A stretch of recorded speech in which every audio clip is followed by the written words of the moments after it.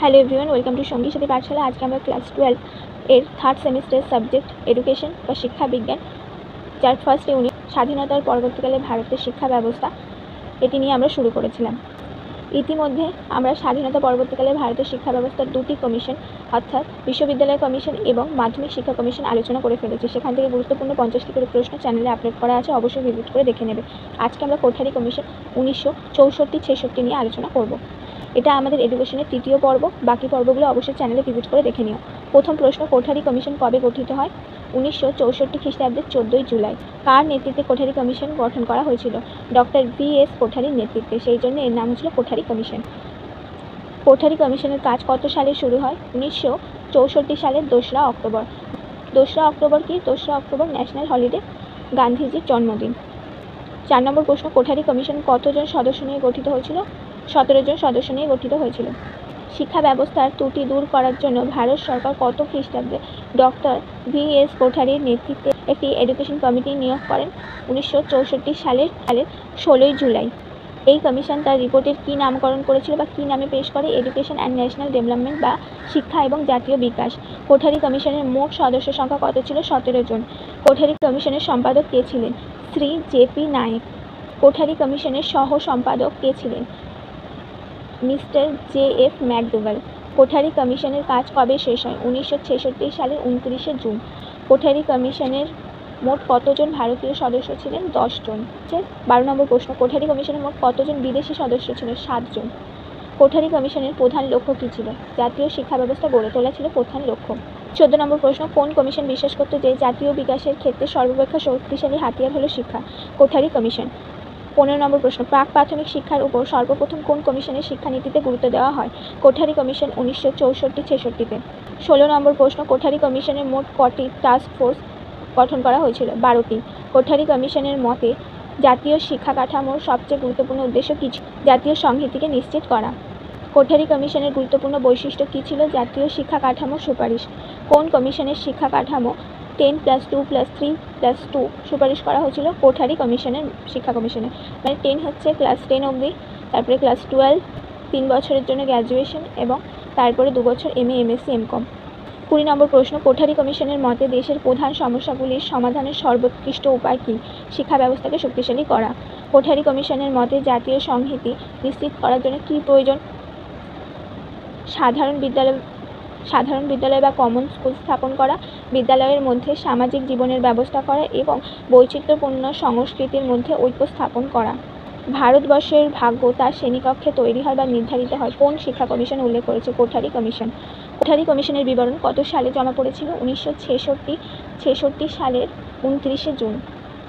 24 নম্বর প্রশ্ন, জাতীয় উন্নয়নে কোঠারি কমিশন কতগুলি প্রধান সুপারিশের কথা উল্লেখ করেছে? 18টি। কোন সমস্যাটির উপর কোঠারি কমিশন বিশেষ দৃষ্টি আকর্ষণ করেছিল? আধুনিকীকরণের সমস্যা। কোন কমিশন বা শিক্ষানীতিতে ইন্ডিয়ান এডুকেশন সার্ভিস চালু করার কথা বলা হয়েছে? কোঠারি কমিশনে। কোন কমিশনের প্রতিটি রাজ্যে রাজ্য শিক্ষা পর্ষদ গঠনের সুপারিশ করেছিল? কোঠারি কমিশন। 28 নম্বর প্রশ্ন, কোঠারি কমিশনে প্রথম শ্রেণী থেকে অষ্টম শ্রেণী পর্যন্ত শিক্ষার কোন স্তর হিসাবে উল্লেখ করা হয়েছে? প্রারম্ভিক স্তর। কোঠারি কমিশন প্রাক প্রাথমিক শিক্ষাকে কটি শ্রেণীতে বিভক্ত করেছে? 2টি শ্রেণীতে। কোঠারি কমিশনের মতে প্রাক প্রাথমিক শিক্ষার গুরুত্বপূর্ণ উদ্দেশ্য কী? শিক্ষার্থীদের মধ্যে সুঅভ্যাস গড়ে তোলা। 31 নম্বর প্রশ্ন, কোঠারি কমিশনের মতে প্রাক প্রাথমিক শিক্ষার উদ্দেশ্য কী? শিশুর আত্মপ্রকাশের সুযোগ সৃষ্টি করা, শিশুকে তার পরিবেশ সম্পর্কে আগ্রহী করে তোলা এবং শিশুর সৃজনশীলতাকে উৎসাহিত করা। কোন প্রাক প্রাথমিক প্রতিষ্ঠানকে কোঠারি কমিশন সম্পূর্ণ ভারতীয় বলে আখ্যা দিয়েছে? পাক বুনিয়াদী স্কুলগুলিকে। কোঠারি কমিশনের প্রাক প্রাথমিক শিক্ষার ক্ষেত্রে সর্বাপেক্ষা গুরুত্বপূর্ণ সুপারিশ কী ছিল? নমনীয়তা। শিক্ষা হবে নমনীয়তা। কোঠারি কমিশন বিদ্যালয়গুলিতে কাজের দিনের সংখ্যা কত নির্ধারণ করেছিল? 234 দিন। প্রথম জাতীয় শিক্ষানীতি কোন কমিশনের সুপারিশের ভিত্তিতে রচিত হয়? কোঠারি কমিশনের সুপারিশের ভিত্তিতে রচিত হয়। কোঠারি কমিশনের মতে প্রাথমিক স্তরের শিক্ষার উদ্দেশ্য কী? দায়িত্বশীল উপযুক্ত নাগরিক তৈরি করা। 37 নম্বর প্রশ্ন, কোঠারি কমিশন কেন মনে করে যে দায়িত্বশীল উপযুক্ত নাগরিক তৈরি করাই হলো প্রাথমিক শিক্ষার উদ্দেশ্য?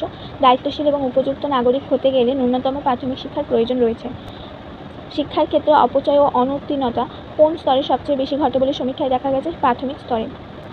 39 নম্বর প্রশ্ন, নিম্ন প্রাথমিক স্তরে ভাষা শিক্ষার ক্ষেত্রে কোঠারি কমিশন কী সুপারিশ করেছে? মাতৃভাষা বা আঞ্চলিক ভাষা। কোঠারি কমিশন প্রথাগত শিক্ষায় প্রথম শ্রেণীতে ভর্তির ন্যূনতম বয়স কত ধরেছে? 6 বছর প্লাস। 41 নম্বর প্রশ্ন, শিক্ষার কোন স্তরে 3টি ভাষা শিক্ষা আবশ্যক? নিম্ন মাধ্যমিক। কোঠারি কমিশন কত বছরের সাধারণ শিক্ষার সুপারিশ করেছিল? 10 বছরের।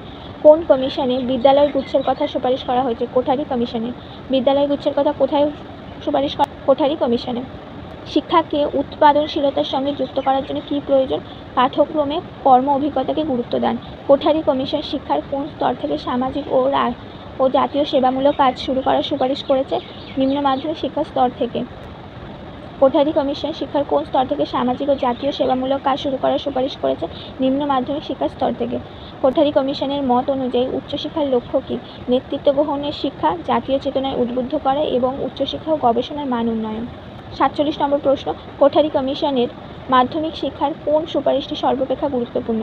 মাধ্যমিক শিক্ষার বৃত্তিমুখীকরণ। ইঞ্জিনিয়ারিং, চিকিৎসাবিদ্যা, আইন বিষয়ক শিক্ষা, শিক্ষক শিক্ষা প্রভৃতি শিক্ষা ব্যবস্থাকে কী বলা হয়? এক কথায় পেশাগত শিক্ষা বলা হয়। 49 নম্বর প্রশ্ন, উচ্চশিক্ষার ক্ষেত্রে মেজর ইউনিভার্সিটি স্থাপন করার সুপারিশ কোন কমিশন করেছিল? কোঠারি কমিশন করেছিল। 50 নম্বর প্রশ্ন, উচ্চশিক্ষার মাধ্যম হিসাবে কোঠারি কমিশন কোন ভাষার কথা উল্লেখ করেছে? আঞ্চলিক ভাষা বা মাতৃভাষার কথা উল্লেখ করেছে। এ ছিল তোমাদের কোঠারি কমিশন থেকে গুরুত্বপূর্ণ 50টা প্রশ্ন। বাদ বাকি যে দুটো কমিশনের প্রশ্ন উত্তর আমরা আগে থেকে উল্লেখ করে দিয়েছি, সেগুলো অবশ্যই চ্যানেলে ভিজিট করে দেখে নেবে।